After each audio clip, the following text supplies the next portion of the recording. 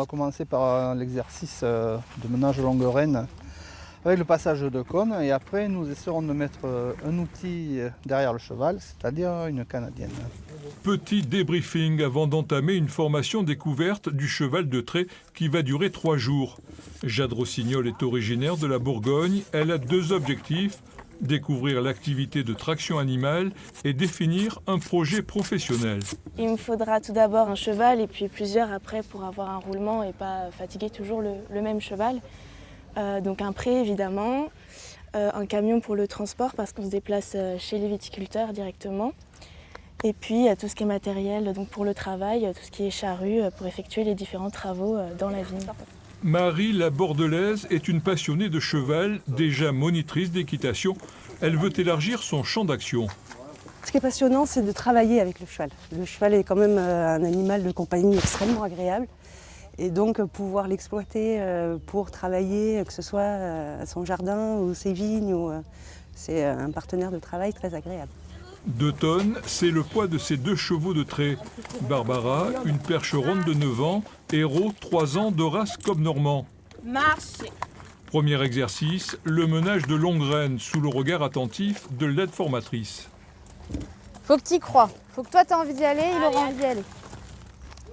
Pour travailler avec les chevaux, il faut quand même les aimer, il faut être patient, savoir se remettre en question de temps en temps parce qu'il y a des fois, les chevaux ne fonctionnent pas tous de la même manière.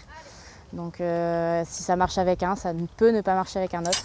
Donc il faut savoir se remettre en question et être patient. Deuxième exercice, gérer l'outil situé derrière le cheval, la canadienne.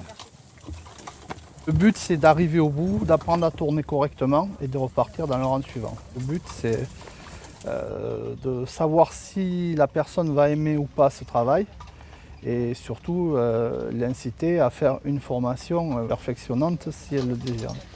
La pratique du cheval de trait s'était perdue au fil du temps pour faire place à la machine, mais aujourd'hui les 2 sont complémentaires. Le cheval vigneron fait un retour en force. Ça revient, oui, depuis à peu près les années 2010. Effectivement, on voit un engouement pour le retour, comme on voit aussi l'engouement du retour du cheval dans la ville, etc. Effectivement, on est dans ce sens aussi de retour à la nature et au vivant. À Saint-Émilion ou dans le Médoc, plusieurs propriétés viticoles mettent en avant cette pratique ancestrale. Ici, ce laboureur professionnel réalise une opération de butage. Elle consiste à mettre de la terre contre les ceps de vigne.